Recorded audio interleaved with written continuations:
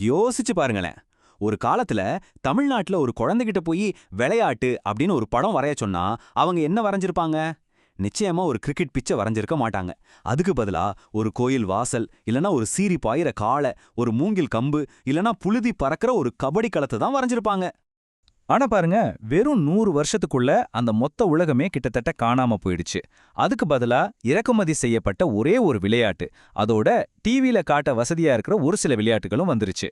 இது எதை பத்தின கதைன்னா, கிட்டத்தட்ட 2000 வருஷம் பழமையான நம்ம தமிழ் விளையாட்டு நாகரிகம் எப்படி ஓரங்கட்டப்பட்டுச்சு, எப்படி புதுசா மாத்தப்பட்டுச்சு, இப்போ எப்படி மறுபடியும் உயிர் தேட போராடிக்கிட்டு இருக்குங்கிறத பத்தின கதை தான் இது.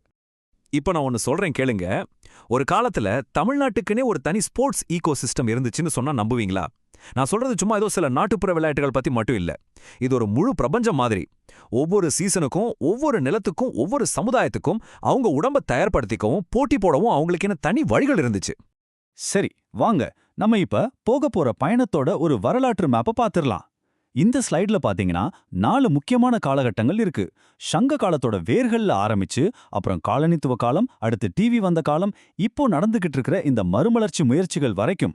இதுதான் நம்ம பயணத்தோட பாதை. எல்லாமே இந்த மண்ணுல இருந்து தான் ஆரம்பிச்சது.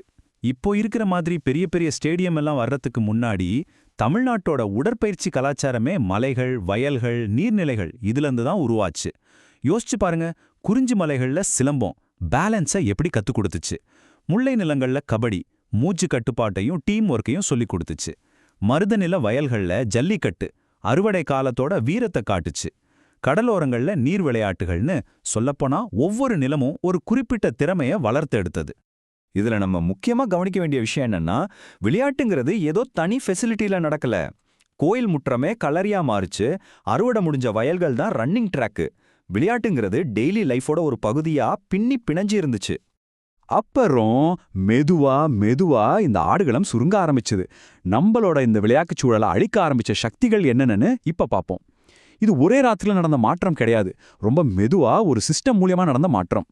சிட்டிஸ் எல்லாம் பெருசாக ஆக இந்த மாதிரி விளையாட்டுகள் எல்லாம் நடந்த பொது இடங்கள் இருக்குல்ல, அதெல்லாம் கொஞ்சம் கொஞ்சமா வேலி போட்டு அடைக்கப்பட்டுச்சு, விற்கப்பட்டுச்சு, இல்லனா வேற தேவைக்காக மாத்தப்பட்டுச்சு. ஒரு காலத்துல சிலம்ப சத்தம் கேட்ட கோயில் வாசல்கள்ல இன்னைக்கு ஒரே கூட்ட நெரிசல். காசு கொடுத்து விளையாட டர்ஃப் கோர்ட்ஸ் நம்ம ஊரு பொது மைதானங்களோட இடத்த புடிச்சுக்கிடுச்சு. வெளியில மைதானங்கள் சுருங்கிட்டு இருந்த அதே நேரத்துல கிளாஸ் ரூம்களுக்குள்ள வேற ஒரு விஷயம் நடந்துட்டு இருந்துச்சு. மிஷனரிகள் நடத்தின பிசிக்கல் எஜுகேஷன் காலேஜஸ் சரியான உடற்கல்வினா இப்படிதான் இருக்கணும்னு ஒரு புது ஐடியாவை கொண்டு வந்தாங்க. நம்ம பாரம்பரிய சிலம்ப கூடங்களும் கிராமத்து மல்யுத்த குழிகளும் வழக்கொழிஞ்சு போச்சு. அதுக்கு பதிலா Swedish gymnastics, track and field, modern ஒலிம்பிக்ஸ்னு பாடப்புத்தகங்கள்ல புதுசா இடம் பிடிச்சது. ஒரு நிமிஷம் யோசிங்க. 80கள் வரைக்கும் ஸ்போர்ட்ஸை பார்க்கறத விட அதிகமா கேட்டாங்க ரேடியோ கமெண்ட்ரி மூலமா. ஒரு கிராம கபடி மேட்சும் சரி, ஒரு நேஷனல் ஹாக்கி ஃபைனலும் சரி, ரெண்டுமே மக்கள் மனசுல ஒரே இடத்துல தான் இருந்துச்சு. ஆனா கலர் டிவி வந்ததும் எல்லாமே மாறிடுச்சு. கிரிக்கெட் ஒரு பிரீமியம் விஷுவலா மாறிச்சு. ஸ்லோ மோஷன் ரீப்ளே, ஷார்ப்பான கிராஃபிக்ஸ், ஸ்பான்சர் லோகோன்னு எல்லாமே அந்த ரெக்டாங்கிள் பிச்சை சுத்தி பின்னப்பட்டுச்சு. புழுதி பறக்கிற களத்துல நடக்கிற கபடியை விட கிரிக்கெட் டிவியில விற்கிறது ரொம்ப ஈஸியா இருந்துச்சு இல்லையா? டிவி ஒரு பக்கம் லைவ் ஸ்போர்ட்ஸை மாத்திக்கிட்டு இருந்தப்போ சினிமா அதுக்குன்னு ஒரு ஆட்டத்தை ஆடுச்சு. ஆரம்பத்துல வந்த படங்கள்ல நம்ம பாரம்பரிய விளையாட்டுக்கள் தான் தமிழ் வீரத்தோட அடையாளம். ஆனா போக போக அதே விளையாட்டுகளை கிராமத்துல நடக்கிற சாதி சண்டைகளோட அடையாளமா காட்ட ஆரம்பிச்சாங்க. இப்போ வர நவீன படங்கள்ல பாத்தீங்கன்னா சிட்டில நடக்கிற கல்லி கிரிக்கெட் தான் சென்டிமெண்டல் கதையா மாறிடுச்சு. ஆனா ஒரு நாள் ஒரு காளை விளையாட்டு பீச்சுக்கு வந்து இந்த கதையா அப்படியே முடிய விட மாட்டேன்னு சொல்லிச்சு. ஜல்லிக்கட்டுக்கு சட்டப்படி தடைகள் வந்தப்போ யாருமே எதிர்பார்க்காத ஒண்ணு நடந்துச்சு. லட்சக்கணக்கான இளைஞர்கள் மெரினா கடற்கரையில கூடுனாங்க. அது வெறும் விலங்குகள் நலன் பத்தின விவாதமோ இல்ல பாரம்பரியம் பத்தின விவாதமோ மட்டும் இல்ல. அதுக்கும் மேல இது எங்களோட கலாச்சார உரிமை, நாங்க எப்படி விளையாடணும்னு யார் முடிவு செய்யறதுங்கிற ஒரு பெரிய கேள்வியா மாறிச்சு. இது ஒரு சரித்திரத்துல முன்னாடி நடக்காத இளைஞர்கள் தலைமையாற்ற ஒரு கலாச்சார இயக்கம். அந்த போராட்டத்திலிருந்து கிடைச்ச மிக முக்கியமான பாடம் இதுதாங்க. களத்துல நின்ன அந்த காளை ஒரு ஒட்டுமொத்த மக்களோட கலாச்சார அடையாளம், அவங்களோட வீரத்தை வரையறுக்கிற உரிமையோட சின்னமா மாறிச்சு. அப்போதான் தெரிஞ்சது, ஒரு விளையாட்டு நினைச்சா ஒரு கொடியாவே மாற முடியும்னு. சரி, அந்த திருப்புமுனைக்கு அப்புறம் என்ன ஆச்சுன்னு பாப்போம் வாங்க. இந்த பழமையான விளையாட்டுகளுக்கு மறுபடியும் உயிர் கொடுக்கவும், அதையெல்லாம் முறைப்படுத்தவும், அதுக்கு ஒரு புது வடிவம் கொடுக்கவும் என்னென்ன முயற்சிகள் இப்போ நடந்துட்டு இருக்குன்னு பார்க்கலாம். இந்த கம்பாரிசன் ரொம்ப ரொம்ப முக்கியம். ஒரு பக்கம் பாருங்க, சவுத் கொரியா டெக்வாண்டோவை அவங்களோட குளோபல் அடையாளமா மாத்தணும்னு அரசாங்கமே முடிவு பண்ணுச்சு. அத ராணுவம், ஸ்கூல்ஸ், ஒலிம்பிக்ஸ்னு எல்லா வழியிலையும் உலகத்துக்கே கொண்டு போனாங்க. ஆனா இன்னொரு பக்கம் நம்ம சிலம்பம் பல வருஷங்களா அங்கொன்னும் இங்கொன்னுமா பல ஸ்டைல்ஸ்ல சிதறி கிடந்துச்சு. இப்போதான் கொஞ்சம் கொஞ்சமா ஃபெடரேஷன், இன்ஸ்டிடியூஷனல் சப்போர்ட் எல்லாம் கிடைக்க ஆரம்பிச்சிருக்கு.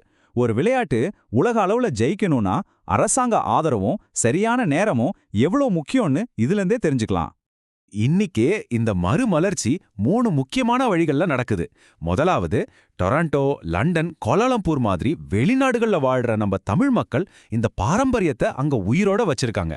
ரெண்டாவது, அரசாங்கத்தோட புது கல்விக் கொள்கைகள், பட்ஜெட்ஸ் எல்லாம் இப்போ நம்ம உள்நாட்டு விளையாட்டுகளை ஸ்கூல் சிலபஸ்ல சேர்க்க ஆரம்பிச்சிருக்கு. மூணாவது, கபடி மாதிரி விளையாட்டுகள் எல்லாம் டிவிக்கு ஏத்த மாதிரி புது ரூல்ஸ், கார்ப்பரேட் ஸ்பான்சர்ஸ்னு ஒரு புது அவதாரம் எடுத்திருக்கு. கபடி எப்படி மெயின் ஸ்ட்ரீம் ஆச்சுங்கிறத இந்த டேபிள் தெளிவா காட்டுது. பாருங்க, வெறும் மண் தர, இப்போ சிந்தட்டிக் மேட். வெற்று உடம்பு, இப்போ டீம் ஜெர்சி. ஊர் பெரிய மனுஷங்க, இப்போ பிரான்ச்சைஸ் ஓனர்ஸ். டிவிக்கு ஏத்த மாதிரி மாறினதால கபடிக்கு பணமும் புகழும் கிடைச்சது உண்மைதான். ஆனா அது வளர்ந்த அந்த கிராமத்து சூழலை கொஞ்சம் இழந்துருச்சுன்னு சொல்லலாம். இதுதான் இந்த மாற்றத்தோட லாபமோ நஷ்டமோ. இப்போ இந்த கதையை நம்ம ஒவ்வொருத்தரோட தனிப்பட்ட ஒரு பிசிக்கல் லெவலுக்கு கொண்டு வருவோம். நம்ம இவ்ளோ நேரம் பார்த்ததோட மைய கருத்து இதுதான். நம்மளோட பாரம்பரிய விளையாடுகள் அழிஞ்சது தற்செயலா நடந்த ஒண்ணு இல்ல. அதுக்கு பின்னாடி real estate deals, school syllabus, TV ஒப்பந்தங்கள், சினிமா கதைகள்னு ரொம்ப சக்தி வாய்ந்த விஷயங்கள் இருக்கு. இது எல்லாமே சேர்ந்து ஒரு தமிழ் உடலுக்கு எது நேச்சுரலான விளையாட்டுங்கிற உணர்வையே மாத்தி எழுதிடுச்சு. கடைசியா ஒன்னு சொல்றேன், இது வெறுமனே கிரிக்கெட்டுக்கு எதிரா மத்த விளையாட்டுகள் அப்படிங்கிற ஒரு சிம்பிளான கதை இல்ல. யோசிச்சு பாருங்க, உங்க தாத்தா பாட்டிக்கு விளையாட்டுனா அது ஒரு கோயில் திருவிழாவா இருந்திருக்கலாம், இல்ல விடியற் காலையில கத்துக்கிட்ட சிலம்பமா இருந்திருக்கலாம். ஆனா இன்னைக்கு பல குழந்தைங்களுக்கு அது ஒரு டர்ஃப் புக் பண்ற லிங்க், இல்லனா ஒரு கிரிக்கெட் ஜெர்சியா இருக்கலாம். நான் உங்களை கேட்கிற கேள்வி இதுதான்: உங்க பேர பிள்ளைகளோட உடம்புக்கு வேற என்னென்ன அசைவுகள், என்னென்ன விளையாட்டுகள், என்னென்ன சடங்குகள்லாம் ஞாபகம் இருக்கணும்னு நீங்க ஆசைப்படுறீங்க? அந்த நினைவுகளை உயிரோட வச்சுக்க நாம என்ன செய்ய போறோம்?